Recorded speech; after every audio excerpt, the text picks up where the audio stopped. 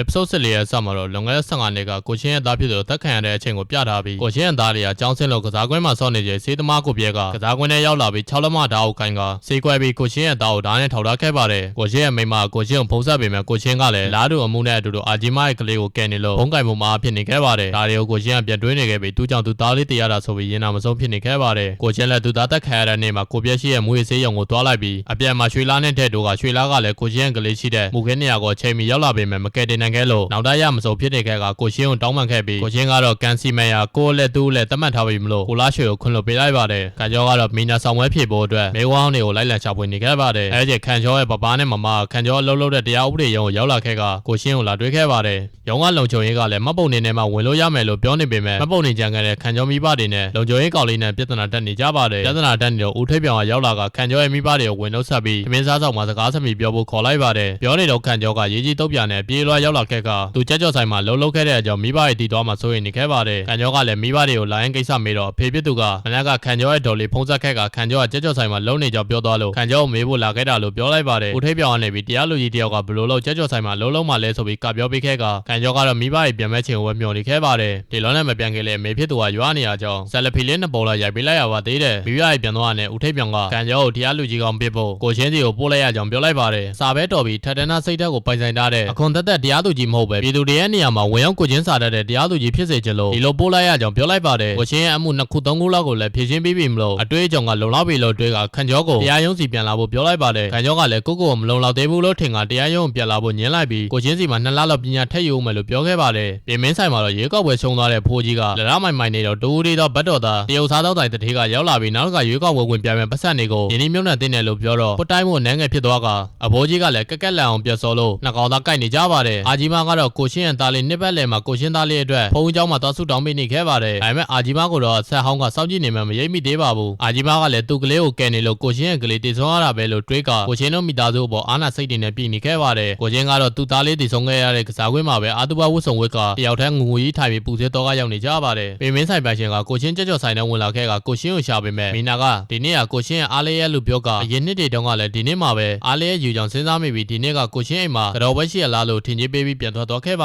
ယ်။ခံကျော်ကတော့မီနာစာလုံးနေရစီကိုရောက်လာပြီးမီနာအတွက်သူကိုယ်တိုင်စူးစီးထားတဲ့ GED မေကိုဟောင်းတွေပေးလိုက်ပါတယ်။ညောင်သားစာလုံးနေကော့စတော်မှာအဝင်ကောဖုံးလာပေမဲ့မီနာမကိုင်ခိုင်းတာကြောင့်အကြောင်းရင်းကိုမေးတော့ကိုချင်းကဒီနေ့ဆိုင်ပိတ်ထားကြောင်းပြောကနှစ်တိုင်းဒီနေ့တရက်မှာပဲအာတူဘဝတ်ဆောင်ဝဲပြီးခြေဦးတဲ့ရ6သွားနေတဲ့အကြောင်းပြောပြလိုက်ပါတယ်။မီနာကလည်းဒီနေ့ဆိုင်ပိတ်တဲ့အကြောင်းမေးချင်ပေမဲ့ကိုချင်းမျက်နှာမှာပြောပြလို့မရတဲ့စိတ်ထင်ရတွေပေါ်နေရကြောင်းမေးခွင့်မရခဲ့ကြောင်းပြပြောနေခဲ့ပါတယ်။ခံကျော်လည်းစိတ်ထင်လို့ကိုချင်းအကြောင်းလိုင်းပေါ်ချခဲ့ပြီးလွန်ခဲ့တဲ့15နှစ်မှာကိုချင်းရဲ့သားဖြစ်သူတက်ခံရတဲ့သတင်းကိုတွေ့သွားပြီးကိုချင်းရဲ့အဖြစ်ကိုတနာနေခဲ့ပါတယ်။ကစားကွင်းမှာညဘက်ကြီးတယောက်တည်းထိုင်နေတဲ့ကိုချင်းစီကိုဦးထဲပြောင်ရောက်လာပြီးအတူတူဝမ်းနဲ့မှုကိုမျှဝေခဲ့ပါတယ်။ကိုချင်းကလည်းစတင်ကိုကျွေးနေခဲ့ပြီးအိမ်ပြန်ရောက်တော့လည်းဝမ်းနဲ့ပူဆွေးနေကအေးရဝင်ခဲ့ပါတယ်။နောက်တစ်နေ့မှာတော့သတင်းစာကောင်းကြီးဘက်မှာလက်စားတဲ့မြို့တော်ဝင်လောက်မက်ချဲကိုဖမ်းရမှာတစိမ့်တစ်ပိုင်းကူညီပေးခဲ့တဲ့ရဲမေကိုနိုင်ငံတော်ကစုချင်းမြင့်တဲ့အနေနဲ့စုံတော့ရာတို့ခန်းလိုက်တဲ့အကြောင်းပါလာခဲ့ကစိုးဆိုင်တွေကအန်ဒီကတော့ရဲမေလေးကိုချီကျူးနေခဲ့ပါတယ်။အဲ့ချိန်ရဲနာကြတဲ့ကိုချင်းကရောက်လာခဲ့ပြီးဈေးလာဝယ်ခဲ့ကအန်ဒီကတော့ရေကောက်ဝယ်ရှုံလို့ကြေကွဲပြီးအရက်တော့တယ်ပဲထင်နေခဲ့ပါတယ်။ဟေမန်ကတော့စုံတော့အသစ်အနေနဲ့ရုံးအသစ်မှာလုံနေရပြီးအလုပ်တင်တဲ့ရက်မှာတင်တက်ကြွရဲ့ကျမဖြစ်နေခဲ့ကလဲလှမှုတွေမတရားမှုတွေကိုသူ့လက်နဲ့ဖြည့်ချင်းပြမယ်လို့ကြွေးကြော်နေကစီနီယာတွေကလည်းဝမ်းမတ်တတာနဲ့ကြိုဆိုနေကြပါတယ်။ကိုရှီလာကိုတော့စကန်မူကခေါ်တွေ့ပြီးကိုပြဲကိုတွားတွေ့နေလို့ပြောနေခဲ့ပြီးကိုပြဲကိုလည်းထက်ကစောင့်ကြည့်နေကြောင်းပြောသွားခဲ့ပါတယ်။ကိုရှင်းကတော့အမူးပြေဖို့အတွက်ခန်းကြီးပါတဲ့ပီဇာကိုစားနေတော့အကြောင်းမှန်ကိုတည့်ရခံကြောကတော့ကိုရှင်းကိုတနာနေရဲ့မျက်လုံးနဲ့ကြည့်နေတော့ဦးထိပ်ပြောင်ရောက်လာပြီးပီဇာတူဝင်စားကကိုတမင်းကိုစားပြီးခံကြောကတနာတဲ့မျက်လုံးနဲ့ကြည့်နေလို့ဦးထိပ်ပြောင်နဲ့ကိုရှင်းကနေရခတ်နေခဲ့ပါတယ်။ဦးထိပ်ပြောင်လည်းရောက်လက်စားနဲ့အိမ်ငါးခါစပေါ်ငွေအိမ်လဲမှုအတွက်တရားစွဲခံထားတဲ့အမှုကိုလာအပ်ခဲ့ပါတယ်။ကိုရှင်းကဒီလိုအမှုကရှုပ်လို့မကင်တွင်နိုင်ဘူးလို့ပြောပေမဲ့ဦးထိပ်ပြောင်ကရအောင်ဖြည့်ချင်းပေးပါလို့ပြောပြီးစိုင်မြေထွက်သွားခဲ့ကနောက်ကနေခံကြောကလိုက်လာပြီးကိုချင်းရဲ့သားတိဆုံးမှုကြောင့်သိချင်တယ်လို့ပြောပေမဲ့ဦးထိပ်ပြောင်ကတော့သိချင်ကိုချင်းကိုပဲတိုင်းရမေးလို့ပြောပြီးပြန်သွားလိုက်ပါတယ်။ကိုချင်းတော့ခံကြောလို့လည်းအိမ်စပေါ်ငွေအတွက်ရဲဆိုင်ရမယ်တရားလုံးနဲ့တရားပြန်နေရဟာမိဘမကေရတစ်ခုကရေကိုလိုနေကြတဲ့နေရာဖြစ်တာကြောင့်မိဘမကေရမှာတင်းလိုက်ဖို့သွားကြပါတယ်။အဲဒီနေရာကစုံမှုနဲ့ကေရောင်းဖြစ်ပြီးသူတို့အကြောင်းကေရမိုးကိုမေးတော့ကေရောင်းကမိဘပဲဖြစ်ပြီးစုံမှုကိုတော့မေဖြစ်သူကဖနန်တင်သားအရွယ်မှာကေရကိုလာဆုံးပြကြောင်းပြောလိုက်ပါတယ်။စုံမှုကကေရမှာကလေးတင်အပေါင်းအသင်းမလုပ်တတ်ပဲတကောင်ကျော်ဖြစ်နေကကေရောင်းကလာပြီးအတူတူကစားကြကနှစ်ကောင်ကျော်ဖြစ်သွားပြီးညီကိုလိုခင်ကြကြောင်းကေရမိုးကပြောလိုက်ပါတယ်။ကေရမိုးကထပ်ပြီးကေရောင်းကသူ့ကောင်မလေးနဲ့လက်ထတုံးကဖြစ်ကြောင်းပြောပြီးစုံမှုကတော့မကြခင်ကအမေဖြစ်သူလာခေါ်သွားပြီးမေဖြစ်သူရဲ့ဘီလာမှာပျောက်ရွှေ့နေထိုင်ပြီးကေရောင်းကလည်းစုံမှုနေတဲ့ဘီလာမှာပဲနေခဲ့ပါတယ်။ဘီလာတစ်ခုထဲမှာပဲအတူနေပြီးစပောင်ငွေကြောက်ရန်ဖြစ်ကအချင်းချင်းတရားဆွဲထားကြောင်းကိုချင်းကခံကြောက်ပြပြနေပြီးပြန်လာနေတော့တက်ဆက်ဆိုင်စုံမှုနဲ့ကေရောင်းတို့ချင်းကိုနှစ်ယောက်ကရန်ဖြစ်နေကလမ်းပေါ်မှာထိုးကြိုက်မလို့လုံနေရအောင်တွေ့ပြီးကိုချင်းကဓာတ်ကိုဗီဒီယိုရိုက်ထားလိုက်ပါတယ်။ကိုချင်းတို့လည်းသူတို့နှစ်ယောက်ကိုခေါ်ကစိတ်ဆက်ညံ့နေဖို့လှုပ်ကြပါတယ်။အိမ်ထဲမှာတော့ တော့စိုးမှုကစိတ်ပိစီမှုရဲ့ကြောင့်စေဝါးရီတောင်းနေရကြောင်းသိလိုက်ရပါတယ်ကိုချင်းကစိုးမှုကိုမင်းနေပြီးခံကြောကတော့ကြံအောင်မင်းနေခဲ့ပါတယ်စိုးမှုကဒီအိမ်ကသူ့အိမ်ဖြစ်ပြီးအမေဖြစ်သူက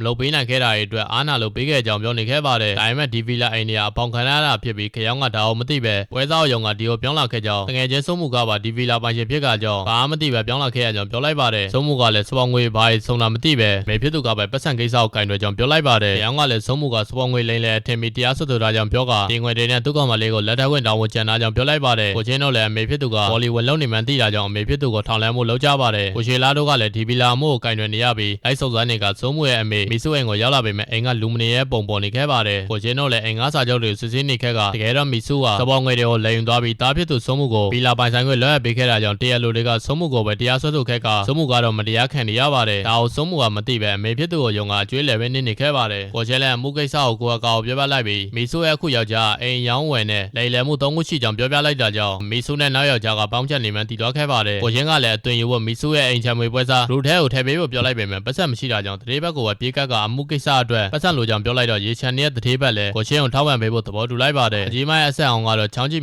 နေခဲ့ပါတယ်အသွင်ယူဖို့တဲ့အာကြီးမကမီနာရဲ့ဒီဇိုင်းကိုလိုက်ရွေးပေးပြီးတရေသမီးပုံစံပေါအောင်ချွိုင်းပေးလိုက်ကနတ်သမီးလေးလိုဖြစ်သွားပြီးအာကြီးမရဲ့ဘော်ဒီကာကပါမျက်စိမခွာနိုင်ဖြစ်နေခဲ့ပါတယ်ကိုချင်းကတော့ပွဲစားကရုမှာဟောက်ဆောင်ဝင်လုံးနေပြီးတရေပုံပေါက်နေရကြောင်းပူရိုက်မီကပ်ပါရရှိသွားခဲ့ပါတယ်အာကြီးမကစိုးမှုကိုစပောင်ငွေပေးမှမယ်ဆိုပြီးအာရိုက်ထွက်သွားတဲ့အချိန်မီနာကနောက်ကနေနောက်ရောက်ခံလိုက်နေခဲ့ပါတယ်စိုးမှုကတော့ကြောင်ကိုသွားတယ်ပြီးသူ့အမေကစပောင်ငွေပြန်ပေးမယ်ကြောင်းလာပြောခဲ့ပါတယ်ဟိုတယ်တစ်ခုရောက်တဲ့ချိန်မှာတော့မီဆူကမီနာကိုနောက်ရောက်ခံလိုက်နေတာထင်ပြီးမင်းနေတော့ချိန်ကိုက်ခံကြောကရောက်လာကကျေစာအုပ်စနီးမောင်နှံလုံးဟန်ဆောင်လိုက်လို့တန်တရားဝင်မှုရုပ်ကင်းသွားခဲ့ပါတယ်နေရာသားတဲ့ဟိုတယ်ခန်းဝင်ဖြစ်မနေငားလိုက်ရပြီးတခါမှဒီလိုနေရာမလာဘူးတာကြောင့်ချက်ကိုချက်ကန်ဖြစ်နေကြကတောင်မီဆူတို့တွေကတော့လောင်ပြုံးနေခဲ့ပါတယ်မီနာတို့လည်းဘေးခန်းမီဆူတို့ခိုးနားနောက်နေပြီးမီဆူနဲ့နောက်လင်ကတော့ထုတ်တွေစော်ရီထွက်သွားခဲ့ပါတယ်ကိုရှေလာကလည်းမီဆူရဲ့လိန်လက်ထားတဲ့ဗီလာကစိုးမှုရဲ့ပိုင်ဆိုင်ခွင့်ရောက်သွားတာကြောင့်မတရားခံရတဲ့စိုးမှုစီသွားကသူ့မိန်လိန်သွားကြောင်းပြောကခိုးစော်ကျွေးချင်တွေကစိုးမှုဘက်ကိုမြောက်ဦးလဲလာပြီးဖြစ်ကြောင်းပြောနေခဲ့ပါတယ်စိုးမှုဘက်မှာလည်းအမေဖြစ်သူကိုသွားချပေမဲ့မီဆူကတော့ပြေးသွားခဲ့ပါပြီစိုးမှုကလည်းစိတ်တက်ကြပြီးခြေဦးတက်က၆သွားနေကကြောင်ကတော့တူရီယာတငယ်ချင်းကိုစိတ်ပူလို့လိုက်ချနေခဲ့ပါတယ်ရွှေလဲကလည်းကိုပြတ်တောင်းနေတဲ့ဆေးတွေကိုဆရာဝန်စီသွားပြတော့ဆရာဝန်ကဒီဆေးဟာလူကောင်းတွေတောင်းမြင်စိတ်ကစင်းကလေးအားဖြစ်ပြီးစကားကောင်းမပြောနိုင်တော့ပဲဖြစ်တယ်လို့ပြောလိုက်ပါတယ်ရွှေလဲလည်းကိုပြတ်ကိုတရားကလှုပ်ချန်ပြီးတိုက်ထားမှတီးလိုက်ရပါတယ်အဲ့ချိန်ကိုပြတ်ကိုသူနာပြုဆရာမကဆေးတိုက်ပေမဲ့ကိုပြတ်ကအမျိုးချပဲဆေးတွေလွတ်ပြထားလိုက်ပါတယ်အဲ့ချိန်စိုးမှုကလည်းသတိမင်းနေလို့ကြောင်နဲ့ခန့်ကျော်ကစိတ်ပူနေတဲ့အချိန်ကိုရှင်းစီကိုကိုရွှေလဲရောက်လာပြီးကိုပြတ်ထွက်ပြေးသွားတဲ့အကြောင်းပြောပြလိုက်ရင်အဆုတ်စစ်လေးကပြီးဆုံးသွားခဲ့ပါတယ်ဗျာ